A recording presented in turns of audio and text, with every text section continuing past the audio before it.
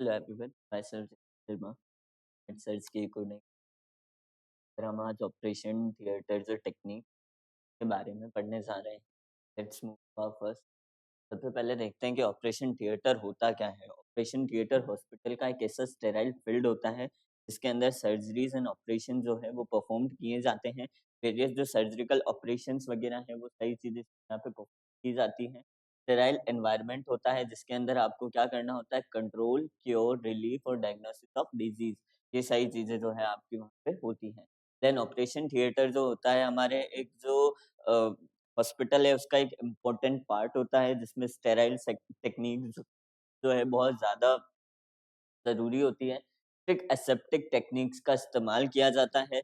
Without sterile techniques, without aseptic techniques वहाँ पे contamination की जो रिस्क है, वहाँ पे जो क्रॉस इन्फेक्शंस की रिस्क है, नोज़ोकोमियल इन्फेक्शंस की रिस्क है, पेशेंट इंड्यूस्ड इन्फेक्शन की रिस्क है, वो बहुत ज़्यादा हाई होती है। देन सबसे पहले बात करते हैं हम कि है ना जो किस प्रकार से जो हम उस रिस्क को मिनिमाइज कर सकते हैं, तो उसके लिए हमारे को अलग-अलग प्रकार के जो क्यूरेटिव्स एसेप्टिक टेक्निक्स हैं उसका इस्तेमाल करना है। All the instrument used during the surgery should be completely sterile. जितने भी आप इंस्ट्रूमेंट वहाँ इस्तेमाल करते हैं उन सबको सबसे पहले तो है आपको स्टेराइल रखना है। स्टेराइल रखने का मतलब होता है फ्री फ्रॉम माइक्रो ऑर्गेनिज्म, है ना? देन इसके बाद में health personnel involve the procedure. कौन-कौन से हेल्थ सर्जन पर्सनल जो है उस प्रोसीजर के अंदर इन्वॉल्व होते हैं, तो आता है उसमें हमारी जो नर्सेज़ होती हैं, स्क्रब्ड नर्स या सर्कुलेटिंग नर्स जो होती हैं, एनेस्थेटिस्ट जो होते हैं वो होते हैं। इसके अलावा हमारे सर्जन्स वगैरह जो हैं वो उसमें इन्वॉल्व होते हैं। अगर किसी डिलीवरी हुई है तो गायनेकोलॉजिस्ट और ऑब्स्टेट्रिशियंस जो है वो उसमें इन्वॉल्व होंगे। They should be completely free. वो जो है वो खुद लोग भी जो है इन्फेक्शन से फ्री होने चाहिए। Then cleaning the operation room को क्लीन करने के लिए कैसे क्या-क्या चीज़ें ज़रूरी होती है। तो सबसे पहले तो operation technique, theatre techniques is a critical part. ये जो एक क्रिटिकल पार्ट होता है। The goal is to decrease the pathogen load. ये जो होती है क्या करती है, पैथोजन के जो लोड होती है उसको डिक्रीज़ कर देती है। Significantly the operating room of the two the point. Operating room जो होती है उस समय जितने भी लोड होते हैं पैथोजन का, सिग्निफिकेंटली किस-किस प्रकार से कहाँ का रिस्क उसके ज़्यादा हो सकते हैं, उस सबको मेंटेन करने का काम करते हैं। And to the point where the transmission does not occur. और ऐसे पॉइंट जहाँ पे ट्रांसमिशन की जो है ज़रूरत नहीं होती, वहाँ पे भी जो है ऑपरेशन थिएटर के अंदर काम में आता है। Then there are many important point regarding the cleaning of operating room. Operating room जो होती है उसको क्लीन करने के लिए बहुत सारे इम्पोर्टेंट पॉइंट होते हैं जो कि क्या करते हैं हमारे प्रोटेक्शन और जो इन्फेक्शन फ्री एनवायरनमेंट है उसके अंदर काम में आते हैं, जिसमें से सबसे पहले आता है कि जो हमारी हॉरिजॉन्टल सरफेसेस होती हैं या फिर जो फ्लोर्स वगैरह होती हैं, सबसे पहले आपको उसको किससे, सोप डिटर्जेंट और वाटर से केस क्लीन करना है 2 केसेस के बाद में। यानी कि जब 2 ऑपरेशन हो जाते हैं उसके बाद में उसको क्लीन करना है, फिर से 2 ऑपरेशन होंगे, फिर क्लीन करना है, फिर से 2 ऑपरेशन होंगे। ठीक है? इसके अलावा दूसरी जो चीज़ है वहाँ पे पॉल्यूटेंट और डस्ट पार्टिकल है उससे हमारे को उसके कंटामिनेशन को फ्री रखना है। इसके अलावा वहाँ पे जो है प्रोविज़न होना चाहिए किसका, एयर फिल्ट्रेशन और वेल वेंटिलेटेड एनवायरनमेंट का, जिसके थ्रू सफोकेशन जो है वहाँ पे मौजूद ना हो, क्लॉस्ट्रोफोबिक कंडीशन जो है पेशेंट को एक्सपीरियंस ना करनी पड़े। Then there should be the proper cleaning of the operating room. Proper जो क्लीनिंग है ऑपरेटिंग रूम का उसको आपको देखना है। Then the first operation of the day between the 2 cases at the and.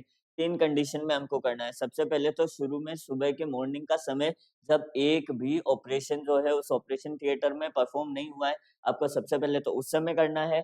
फिर जब ऑपरेशंस चालू होते हैं तो हर 2 केस के बाद में आपको उसको क्लीन करना है।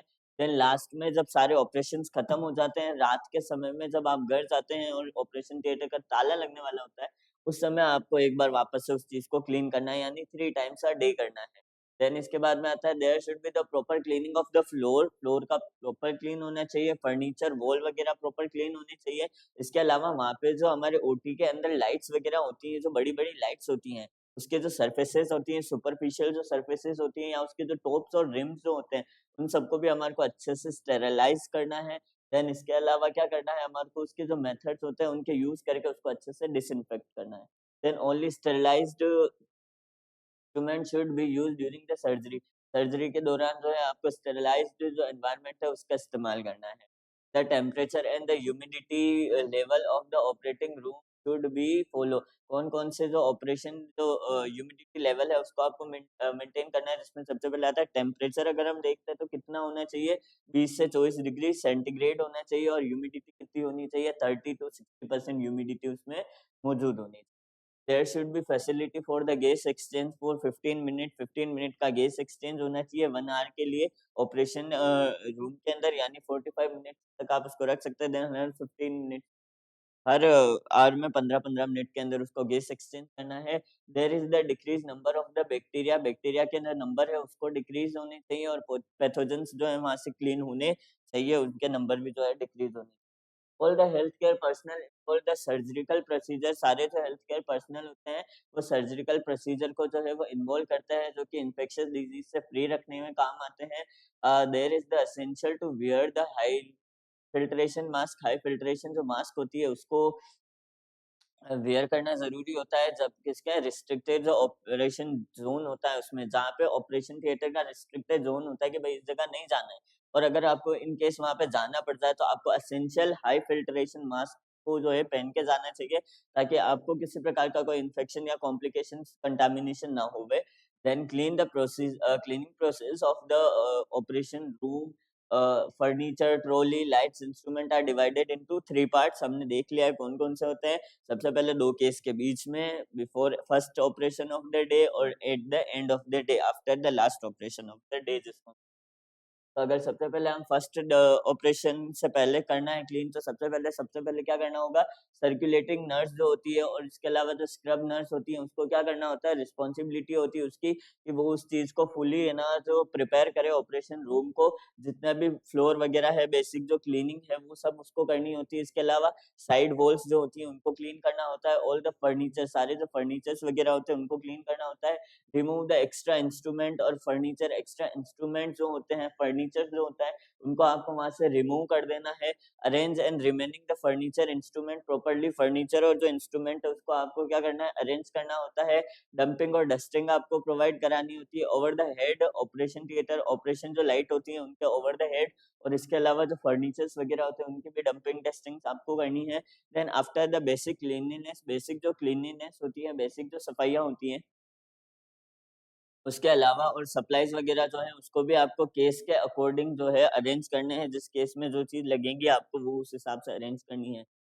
देन आता है 2 केस के बीच में आपको कैसे करना है, तो 2 केस के बाद में मतलब तो कि इन बिटवीन 2 केसेस, 2 केसेस के बीच में, यानी कि किस प्रकार से होनी चाहिए, all the health care personal should involve, जिसमें आती है सर्जरी, जो प्रीवियस सर्जरी होती है उस समय जितने भी होते हैं उन सबके गाउन्स वगैरह, ग्लव्स, मास्क, शूज, कवर, ये सब आपको चेंज करवाने हैं। देन इसके अलावा they should put the on sterile protective device, sterile जो प्रोटेक्टिव डिवाइस वगैरह होती है उन सबको भी जो है आपको क्या करना है उस समय में पुट ऑन करने हैं आपके प्रोटेक्टिव डिवाइस को। इसके अलावा all the used instruments should be sent to sterilization, sterilization के अंदर आपको सारे जो इंस्ट्रूमेंट है वो सेंड करने हैं। All the used disposable article should be discarded properly, discarded करने हैं प्रॉपर्ली आपको, किसको, स्टेराइल जो आर्टिकल्स वगैरह हैं उसको। Then all the used linen should be sent to the laundry, जितने भी लिनन वगैरह हैं उनको आपको लॉन्ड्री के अंदर सेंड करने हैं। Clean the operating table, mattresses paired with the appropriate disinfectant, appropriate जो disinfectant होते हैं उन सबको जो है आपको क्या करने हैं, क्लीन करने हैं। Then clean the horizontal surfaces of the furniture, furniture जो है उसके हॉरिजॉन्टल जो सर्फेसेस है उसको क्लीन करने हैं, किसके थ्रू, डिसइंफेक्टेंट जो सॉल्यूशंस होते हैं उनके थ्रू। Then clean the light reflectors, light जो रिफ्लेक्टर्स होते हैं उनको क्लीन करना है ओवरहेड लाइट्स के साथ में, अप्रोप्रिएट डिसइंफेक्टेंट सॉल्यूशन के साथ में। देन हमारी बात करते हैं हम किसकी, तो patients area surrounding the floor and the side walls should be cleaned with the detergent disinfectant, जो डिटर्जेंट डिसइंफेक्टेंट है उसको क्लीन करना है। देन इसके डिसइंफेक्टेंट के थ्रू आपको उनको क्लीन करना है। वेट वैक्यूम का यूज करके फ्लोर को क्लीन करना है। ब्लड स्पॉट्स या फिर ये सब जो मौजूद होंगे तो उसको क्लीन करना है, जिसको हम क्या कहते हैं, ब्लड स्पिल मैनेजमेंट। और एक और मैनेजमेंट भी होता है जिसमें आता है मर्क्यूरी स्पिल मैनेजमेंट, है ना।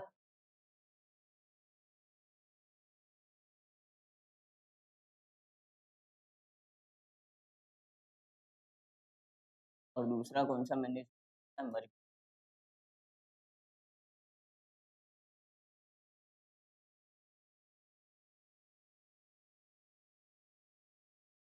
ठीक है, देन इसके बाद में आता है after cleaning of operating room arrange the furniture and needed the instrument should be arrange.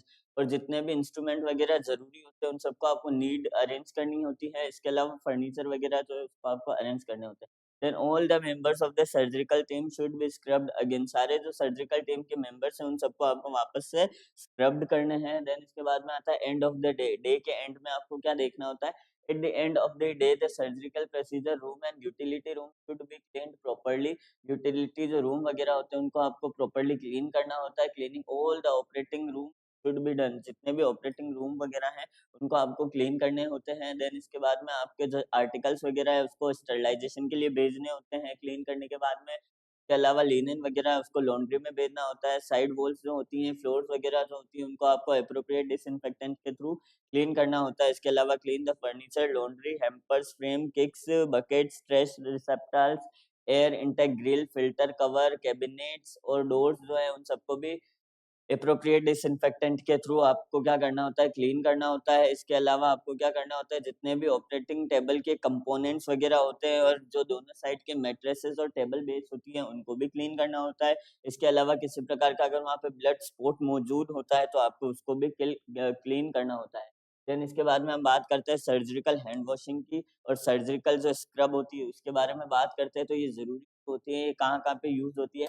सबसे पहले होती है हमारे हैंड्स के ऊपर, देन होती है हमारे फोरआर्म्स के ऊपर, देन होती है हमारे फिंगर्स, नेल्स और डिजिटलीज जो होती हैं के ऊपर। ये जो है वो उसके थ्रू हम क्या करते हैं? बैक्टीरियोसाइडल जो सोप होता है या सॉल्यूशन होता है उसके थ्रू हम जो है स्पेसिफिक मैनर के अंदर स्पेसिफिक पीरियड ऑफ टाइम इसमें हम 10 मिनट्स मिनिमम जो है उसको परफॉर्म करते हैं। प्रिवेंशन करता है वो किससे? हमारा क्रॉस इन्फेक्शन से। Then health personnel prepare this manner and are the considered as scrub up. और हेल्थ जो पर्सनल होते हैं जो प्रिपेयर्ड करते हैं इस मैनर के अंदर उसको हम क्या कहते हैं? स्क्रब्ड अप कहते हैं। And are not allowed to touch any non sterile surface. Non sterile surfaces जो हैं उसको टच करने से हमारे को रोकना होता है या फिर बचना होता है। देन इसके बाद में इसका पर्पस क्या होता है? सबसे पहला तो पर्पस हम सब जानते हैं कि हैंड वॉशिंग क्यों करते हैं? क्योंकि पैथोजेंस और माइक्रो ऑर्गेनिज्म जो हैं हमारे हैंड्स वगैरह के ऊपर ज़्यादा देर तक रुके ना और उसको हम जो डेब्रिस और जो पैथोजेंस है वो हम क्लीन कर पाएँ। देन इसके अलावा जो है पैथोजन जो होते हैं उनको क्लीन करना होता है किसके थ्रू? रेजिस्टेंट के थ्रू। देन इसके बाद में आता है सर्जिकल प्रोसीजर हैंड वॉशिंग में आता है। Before the surgical hand washing cut the nail short and remove all the jewellery and nail polish. जितनी भी नेल पॉलिश और ज्वेलरीज वगैरह हैं उनको हटवा देनी है। देन इसके बाद में आपको क्या करना है कि हैंड वॉशिंग के समय में आपको ध्यान रखना है कि आपको एल्बो के लेवल जो है उससे थोड़ा-सा अबोव 2-3 इंचेस अबोव जो है आपको क्या करना है? सेप्टिक हैंड वॉशिंग को जो है मेडिकल हैंड वॉशिंग जो है वो परफॉर्म करनी है। In operating room hand washing should be done in a period of minimum 10 minutes. 10 minutes के पीरियड में जो है आपको उसको परफॉर्म करना है। Open the water tap and wet hand and forearms. वो वेट हैंड्स हुए, फोरआर्म्स वगैरह हुए उन सबको आपको जो है पानी का नल चालू करके गीला करना है। देन उसके बाद में सोप और डिटर्जेंट को अप्लाई करना है आपके फिंगर पे, फ्रंट पे, बैक पे, पाम पे, रिस्ट पे, फोरआर्म्स पे और above the 2 to 3 inches of elbow, है ना? इन इन जगहों पे। देन इसके बाद में हम 6 स्टेप्स देखते हैं। 6 स्टेप्स के अंदर सबसे पहले आता है आपको पाम टू पाम उसको रब करना है। Then palm over the left dorsal side में, लेफ्ट डोर्सम साइड में सेम हम जो है राइट साइड का यूज़ करके करेंगे। Then palm to palm finger interact करेंगे। Back finger opposite to the palm जिसको हम ऐसे कहते हैं। देन इसके बाद में हम क्या करते हैं? रोटेशनल रबिंग करते हैं। रोटेशनल रबिंग के बाद में हम क्या करते हैं? इसके बाद में लास्ट वाली थिंग में आ जाता है थंब का यूज़ करना होता है, थंब क्लैप्स यूज़ करना होता है। लास्ट में हम क्या करते हैं? रोटेशनल रबिंग, चाहे वो बैकवर्ड हो, फॉरवर्ड हो, क्लैप्स फिंगर और राइट हैंड का यूज़ करके लेफ्ट पाम के लिए और लेफ्ट हैंड का यूज़ करके राइट पाम के लिए। एक बार हम इसको पूरे प्रोसीजर को एज़ अ पिक्टोरियल रूप से भी हम देखेंगे तो ठीक। ना wash the hand thoroughly. Thoroughly आपको हैंड को जो है वॉश करना है। देन उसके जो डिजिटली स्पेस है उसको भी अच्छे से क्लीन करना है। वहाँ पे साबुन या डिटर्जेंट जो सॉल्यूशन वो रह नहीं जावे क्योंकि उसके बाद में फिर वो जो है स्किन के ऊपर जो है वायरल या प्रोटोजोअल इन्फेक्शन प्रोवाइड करा प्रोड्यूस कर सकता है। वॉश करने आपको उस समय जो पानी का जो नल है उसको चालू कर देना है। एल्बो के अबोव तक जो है आपको हाथ धोने हैं। इसके अलावा स्किन केयर के साथ में आपको जो दोनों नेल्स वगैरह जो हैं के जो दोनों हैंड्स के जो नेल्स हैं उनको भी आपको क्लीन करना है। ब्रशेस के थ्रू जो उसका डर्ट है उसको रिमूव करना है और पैथोजेंस वगैरह भी वहाँ क्लीन हो जाते हैं as you removing the dust दो। Then turn off the water tap using the sterile paper towel. Sterile जो पेपर टॉवल होता है उसका यूज करके आपको क्या करना है, जो टैप है, नल है, उसको बंद करना है। कि जो नल के ऊपर जो इन्फेक्शन है वो वापस से हो जाएंगे। अगर इस कंडीशन में कुछ हो जाता है तो आपको पूरे प्रोसीजर को वापस जो रिपीटली जो है उसको परफॉर्म करना है। अब एक बार देखिए, सबसे पहले हमने क्या किया, इसको हैंड को वेट करके इनफ सोप जितना चाहिए था लिया। देन हमने पाम टू पाम उसको रब किया। देन हमने इसका जो डोर्सम पार्ट होता है उसके थ्रू हमने किया। देन हमने इसको जो फिंगर्स वगैरह को जो है लॉक करा, फिंगर वगैरह को जो है लॉक करा। देन इसके बाद में हम क्या कर रहा है, इस प्रकार से हम जो है इसको परफॉर्म कर रहे हैं। इस प्रकार से जो है हम इसको परफॉर्म कर रहे हैं। देन इसके बाद में आ जाता है, हम क्या करते हैं, क्लैप्स का यूज कर, थंब का यूज करके क्लैप्स करते हैं, उसको अच्छे से क्लीन करते हैं। देन इसके बाद में हमारा जो लास्ट में जो है मोटर के थ्रू उसको रिंस कर लेते हैं, यानी उसको भिगो देते हैं। देन मास्क और ग्लव्स ग्लव्स की बात करते हैं, जो कि कैसे करते हैं हम। मास्क और ग्लव्स जो है क्या करते हैं, सबसे पहले तो ग्लव्स याद रखना, स्टिच जो सिला हुआ गाउन होता है उसको ही आपको जो है वियर करना होता है। देन इसके बाद में मैं बात करूँ, पिंक नर्सिंग क्लासेस जो है आफ्टर 12th नर्सिंग में करियर बनाने की अपॉर्चुनिटी लाया है। इसके अंदर एएनएम का जो एएनएम का जो फीस है वो M I 45,000 rupees per year, और जीएनएम का जो है 65,000 rupees per year. GNM is 3 year course, ANM is 2 year course. Then purpose क्या होता है आपका ग्लव्स वगैरह पहनने का, तो सबसे पहले तो है डायरेक्ट ट्रांसमिशन से बचा जा सकता है patient to health care personnel, health care personnel patient. इसके अलावा किसी भी प्रकार से स्टेराइल एनवायरनमेंट में कोई कंटामिनेशन ना हो, उससे बचाया जा सकता है। देन सबसे पहले आता है हमारे मास्किंग के बारे में। देन मास्किंग क्या होती है, तो मास्क के लिए सबसे पहले आपको क्या करना होता है, सर्जिकल हैंड वॉश को परफॉर्म करना होता है। देन स्टेराइल मास्क जो है वो आप रिसीव करोगे सर्कुलेटिंग नर्स के थ्रू। उसके जो 2 अपर स्ट्रिंग्स होते हैं उसको आपको लेना है। Then above the back of the head, over the ears, ears के ऊपर जैसे हम ऐसे पहनते हैं। देन फर्स्टली यूं, देन नीचे के साइड में जाएगा। Then cover the mouth and nose properly. उसके जो बाहर वाला साइड होता है उसको आपको जो है क्या करना होता है, इसके अंदर इनर वाला पार्ट जो है आपका टच नहीं होना चाहिए हैंड को। ठीक है, सेम चीज जो है हम लोअर स्ट्रिंग से around the neck with the chin, chin के साइड में से। And string should be not be tight too tight. आपकी जो स्ट्रिंग्स वगैरह है जो उसको आपको टाइटली नहीं बांधना है, क्योंकि आपको ईयर को भी इरिटेट करेगा, आपके नेजल कैविटी को भी इरिटेट करेगा और क्लॉस्ट्रोफोबिक सफोकेशन प्रोवाइड करा सकता है वो।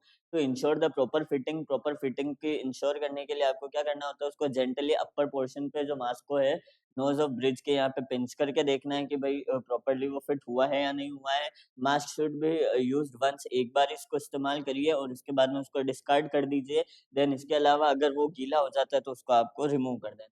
देन रिमूवल के लिए सबसे पहले आपको क्या करना है कि जो आपने पहन रखा है उसको गाउन जो पहन रखा है उसको आपको हटाना है।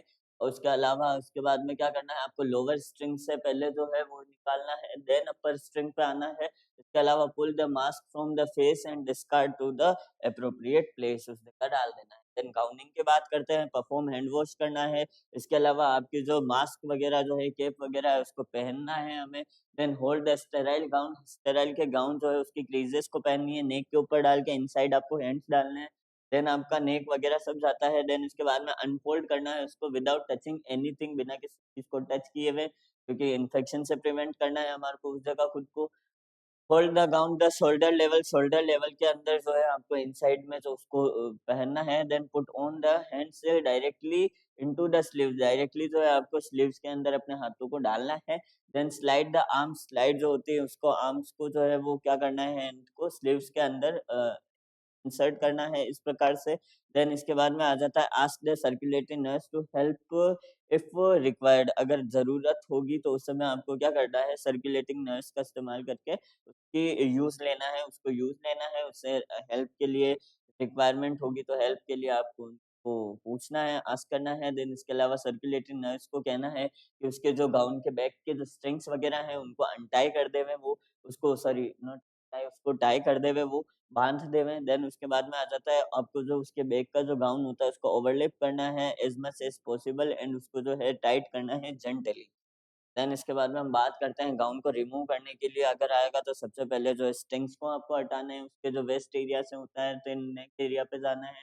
सबसे पहले उसका जो वेस्ट वगैरह एरिया होगा वहाँ जाएगा, देन नेक एरिया से जाएगा, देन गाउन को आपको धीरे-धीरे जो है स्लाइड डाउन करना है। इसके अलावा स्लीव्स को अंदर होल्ड करके रखना है, देन रिमूव करना है इसको गाउन को, और उसके बाद में क्या हो जाता है उसको इनसाइड आउट जो है आपको फोल्ड करना है, कॉन्टैक्ट प्रिवेंशन बचाना है किससे? कंटामिनेटेड पार्ट के कॉन्टैक्ट में आने से, और फिर उसको जो है एप्रोप्रिएट प्लेस में डिस्कार्ड कर देना है। फिर ग्लविंग के साथ होगी। ग्लविंग का मतलब होता है जो पेयर ऑफ ग्लव्स जो हैं आप पहनते हैं उसी को हम क्या कहते हैं? प्रोसीजर को ग्लविंग कहते हैं। ये जो होता है पैथोजन से और कंटामिनेटेड जो स्टेराइल पार्टिकल होता है उससे हेल्थ केयर पर्सनल के जो हैंड्स होते हैं उसको बचाता है। वो की वही चीज़ें हैं, सबसे पहले जो आपको जो है क्या करना है, एप्रोप्रिएट साइज़ का ग्लव्स देखना है, 7.5 जो एवरेज साइज़ होती है उसकी। इसके अलावा जो है रिमूव करना है किसको, ज्वेलरी, ब्रेसलेट और वॉचेस को। देन सर्जिकल हैंड वॉश आपको परफॉर्म करना है। इसके अलावा जो सर्कुलेटिंग नर्स होती है उसके आउटर ग्लव्स को आपको पहले रिमूव करना है, देन केयरफुली जो है फ्लैट सरफेसेस के थ्रू आपको कंटामिनेटेड ग्लव्स के जो प्रिवेंशन है उससे आपको उसको बचाना है और केयरफुली जो है उसको रिमूव करना है। Then scrub nurse pull the sterile gloves and wrappers, wrapper जो होते हैं स्टेराइल जो ग्लव्स वगैरह होते हैं उसके थ्रू जो है आपको स्क्रब नर्स जो है उसको रैप्ड करना है। Then do not touch the outer one, outer one जो होता है उसको आपको टच नहीं करना है। Identify the right and left glove, right और जो लेफ्ट ग्लव्स होते हैं उनको आइडेंटिफाई करना है। Do not touch the outside of the gloves, gloves के जो बाहर वाले साइड है उसको अनग्लव्ड एरिया के थ्रू आपको टच नहीं करना है क्योंकि कंटामिनेशन हो सकता है। और डोमिनेंट हैंड्स जो आप यूज़ करते हैं उस हैंड को पहले आपको जो यूज़ नहीं करते हैं आपको वो वाले हैंड में पहले पहनना है। देन जो आप यूज़ करते हो अनडोमिनेंट होता है उसको आपको एजेस के थ्रू करना है। देन स्टेप बैक करके आपको सेम डोमिनेंट के थ्रू अनडोमिनेंट करना है। थंब और फिंगर जो है स्पेस में ग्लव्स के अच्छे से आ जानी चाहिए। इसके अलावा जो ग्लव्स वगैरह जो होते हैं उसको इंसर्ट करते समय आपको क्या कर देना है, उसको कफ के अंडर में जो है इंसर्ट कर देना है। इसके अलावा आपको नॉन डोमिनेंट ग्लव के लिए सेम प्रोसीजर यूज़ करना है। देन इसके बाद में ग्लविंग जब आप करते हो तो उस समय वेस्ट लेवल तक करना है और अंदर के साइड में किसी भी प्रकार के सेकंड ग्लव्स को टच नहीं होने देना है। इसके अलावा आप जो कफ को अनफोल्ड करते हैं तो उस समय किस चीज़ का ध्यान रखना होता है, स्टेराइल फील्ड का ध्यान रखना होता है। Check the gloves for the tear, tear के लिए आपको जो है कि वो कहीं से फटा हुआ तो नहीं है ग्लव्स, तो उस समय देखना है। अगर होगा फटा हुआ तो आपको न्यू पेयर ऑफ ग्लव्स जो है उसको वॉर करना है। देन इसके अलावा ग्लव्स गेट कंटामिनेटेड, अगर ग्लव्स जो होते हैं वो कंटामिनेटेड हो जाते हैं तो new pair of must be Warne, तो नया पेयर जो है आपको पहनना है। ग्लव्स रिमूवल की बात करते हैं हम, तो ग्लव्स रिमूवल में पहले आ जाता है to remove the gloves first pinch and hold the outside to the gloves near the waist area. Near the waist area जो है, ब्रेस्ट एरिया जो है आपको वहाँ पे क्या करना है, पिंच करना है, होल्ड करना है और ग्लव्स को रिमूव करना है। देन इसके बाद में जो कंप्लीटली उसको इनसाइड आउट जो है टर्न ऑफ कर देना है। इसके अलावा उसको जो है एप्रोप्रिएटली डिस्कार्डेड करना है। देन अनग्लव्ड जो हैंड होते हैं तो क्या करना है, उसकी स्लाइड फिंगर्स को आपको सबसे पहले under the wrist of second gloves and do not touch outside, बाहर के साइड में उसको टच नहीं होने देना। ग्लव्स पहनते हैं और खोलते हैं वो वाले तरीका यूज़ होता है, नथिंग मोर, और कोई बिग डील नहीं है इसमें। Then again put the gloves completely turn off inside out, और टर्निंग ऑफ करना है आपको इनसाइड आउट अपने ग्लव्स को। Then discard the appropriate place, appropriate जो प्लेस है वहाँ पे आपको उसको डिस्कार्डेड करना है और अपने हैंड्स को जो है उसको वॉश कर लेने हैं। देन इसके बाद में आ जाता है positioning of the patient on the various surgery. ये बहुत ज़रूरी होती है। क्यों ज़रूरी होती है पोजीशन प्रोवाइड करवाना? क्योंकि वो क्या करती है, प्रोसीजर को ईज़ी बनाती है। इसके अलावा अनवांटेड जो इंजरी है उससे भी हमारे को बचाती है। ठीक है? इसके बाद में आते हैं हमें पर्पस क्या-क्या होता है, सेफ्टी इंश्योर करना, ऑपरेटिव साइट जो होती है उसको एडिक्वेट एक्सपोज़र होना, इसके अलावा जो एनेस्थीसिया का यूज़ है वो अच्छे से आप कर पाओगे। इसके अलावा उसकी जो सर्कुलेटरी और जो रेस्पिरेटरी के नॉर्मल फंक्शन है उसको प्रमोट करना। देन इसके बाद में आपको आता है एक ट्रॉली को प्रिपेयर करने के लिए क्या-क्या चीज़ें ज़रूरी होती है, तो उसके लिए आपको सर्जिकल प्रोसीजर में अलग-अलग ट्रॉलीज़ का इक्विपमेंट्स का रि यूज़ होता है, तो इक्विपमेंट की ट्रॉली बहुत नेसेसरी होती है। वो ट्रॉली में जितने भी इक्विपमेंट होते हैं और वो ट्रॉली स्वयं में भी स्टेराइल होनी चाहिए, एसेप्टिक टेक्निक्स होनी चाहिए, उसका यूज़ होना चाहिए। Touch to the only sterile gloves, और स्टेराइल जो ग्लव्स होते हैं उसको आपको टच करके उसके थ्रू जो है आपको क्या करना है, उसको यूज़ करना है। Then operative trolley instrument should be arrange according to order. जिस प्रकार से उसका यूज़ होगा ऑर्डरली आपको अरेंज करनी है कि सबसे पहले जो है फ़ोर्सेप का यूज़ होगा, देन आपका जो स्कैपुला का यूज़ होगा या पहले स्कैपुला का यूज़ होगा, फिर फोर्सेप का यूज़ होगा, सीज़र्स वगैरह का यूज़ होगा। अकॉर्डिंग टू इट उसको रखना है ताकि अपने प्रोसीजर के समय में टाइम, मनी और मैनेजमेंट बच जाए, ठीक है? एनर्जी वेस्ट ना हो, टाइम और एनर्जी वेस्ट ना हो। प्रोसीजर कैसे किया जाता है इसका, तो सबसे पहले तो है सारे इन्फॉर्मेशन देखिए कि कौन-सी सर्जरी है, उसके अकॉर्डिंग सारे इंस्ट्रूमेंट उठाइए, उसके बाद में उसको जो है एप्रोप्रिएट और क्विक प्रिपरेशन चालू कर दी। सबसे पहले जो है वो क्या करना होता है इसके अंदर, हमारा सबसे पहली जो चीज़ आती है, आपको हैंड वॉश करना है, उसके बाद में हैंड को टॉवेल से साफ करना है, स्क्रब करना है, जिसके थ्रू आपको मास्क, गाउन, कैप, ग्लव्स पहनने हैं। Then collect the all essential instrument, सारे जो एसेंशियल इंस्ट्रूमेंट होते हैं उनको कलेक्ट करना है। लेनन जो गोस पीस वगैरह होते हैं उसको चेक आउट करना है कि आउटर लेवल के ऊपर इंस्ट्रूमेंट जो है वो सही से पड़े हैं या नहीं पड़े हैं। Then the bundle of drum of the gauze piece towel, gauze piece जो है वो टॉवेल वगैरह जो है उसके बंडल्स वगैरह को आपको देखने हैं। Then clean the trolley, appropriate disinfectant, appropriate जो डिसइंफेक्टेंट है उसका यूज करके आपको ट्रॉली वगैरह जो है उसको एप्रोप्रिएट डिसइंफेक्टेंट से पहले तो साफ करना, धोना है। देन उसके बाद स्टेराइल टॉवल का यूज करके उसको क्या करना है, आपको ड्राई करना है। देन सर्कुलेटरी नर्स की हेल्प के थ्रू आपको क्या करना है, स्टेराइल ड्रम को ओपन करवाना है। देन उसके अंदर से स्टेराइल टॉवल को लेके स्क्रब नर्स के द्वारा ट्रांसफर करने हैं, क्या क्या फोर्सेप्स वगैरह। देन उसके बाद में ट्रॉली के अंदर जो है वो स्प्रेड करना है टॉवल को, और जो टॉवल वगैरह जो है वो किसी भी अनस्टेराइल एरिया को टच्ड नहीं हो। के बाद में सर्कुलेटरी जो नर्सेस होती है उनका काम क्या होता है, जो स्टेराइल पैक वगैरह होते हैं उनको क्या करना है, के थ्रू आपको जो है ना ट्रांसफर प्रोसेस वगैरह है उनको करना है। सबसे पहले डिस्टल एंड होगा, देन प्रॉक्सिमल एंड, याद रखना इम्पोर्टेंट। देन इसके बाद में आ जाता है हमारा scrub nurse, remove the instrument from the pack and place the trolley. यानी कि जो स्क्रब नर्स जो होती है वो क्या करती है, इंस्ट्रूमेंट को रिमूव करती है और पैक करती है, किसके थ्रू, ट्रॉली के through. Then instrument are arrange according to the order, according to order जो है वो इंस्ट्रूमेंट को अरेंज करना है, अपने टाइम को बचाना है और एनर्जी को जो है वो बचाना है, क्योंकि आप जैसे जैसे अरेंज करेंगे उस समय से ढूंढना नहीं पड़े कि वो कहाँ गया, ये कहाँ गया। तो उस समय आपकी एनर्जी और टाइम दोनों सेव होती हैं। Principle of the surgical asepsis should be followed strictly, आपके जो प्रिंसिपल्स होते हैं स्ट्रिक्टली आपको उसको फॉलोड करना है। एंड स्टेराइल पैक का इस्तेमाल करके और instrument tray are being open, instrument tray वगैरह जो है उसको आपको ओपन करना है। Then after arranging the instrument of the trolley, then आपको जो है इंस्ट्रूमेंट जो होती है ट्रॉली का उसको अरेंज करना है and cover them with the sterile towel के थ्रू जो है आपको उसको कवर करना है। Then they taken over the surgery जो है उसको टेकन ओवर करना है और कंटामिनेशन के थ्रू आपको उसको प्रिवेंट करना है।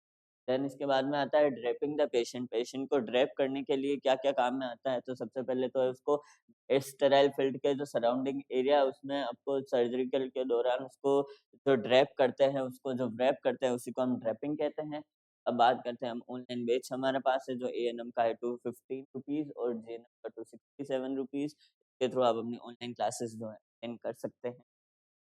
देन हम बात करते हैं क्या-क्या पर्पस होता है ड्रेपिंग का। सबसे पहले जो होता है वो क्या होता है, स्टेराइल फील्ड को मेंटेन रखने के लिए काम में आती है। दूसरी चीज़ है ट्रांसमिशन ऑफ पैथोजन से बचाने के लिए अनस्टेराइल से स्टेराइल जगह पे, है ना? देन उसके बाद में क्या-क्या होती है ड्रेपिंग की। सबसे पहले तो होती है स्ट्रिक्ट टेक्निक्स का यूज़ करने चाहिए during the whole draping process. इसके थ्रू आपको जो है वो ड्रेप्स को अननेसेसरीली इधर-उधर से टच नहीं करना है। इसके अलावा ड्रेप करते समय पेशेंट का टाइप और नेचर ऑफ सर्जरी देख लेनी है, किस प्रकार की सर्जरी का जो है इसको नीड है, इसकी रिक्वायरमेंट क्या है, कौन सी सर्जरी इसके लिए परफॉर्म्ड होगी। Keep the drape above the waist level के अबोव जो है आपको क्या रखना है, पेशेंट की जो ड्रेपिंग है उसको वेस्ट लेवल के अबोव रखना है। इसके अलावा एक्सपोज़र जो साइड होती है उसको आपको क्या करना है, ऑपरेटिव जो साइड है उसको एक्सपोज़ रखना है, खुला रखना है कि भई इधर की सर्जरी हो। के अलावा do not try to adjust the drape if it in small size, अगर छोटे साइज के ड्रेप है तो आप उसको एडजस्ट करने की कोशिश मत करिए, क्योंकि वो उसको सफोस्टिकेटेड जो है वो फील करवा सकता है। Thank you.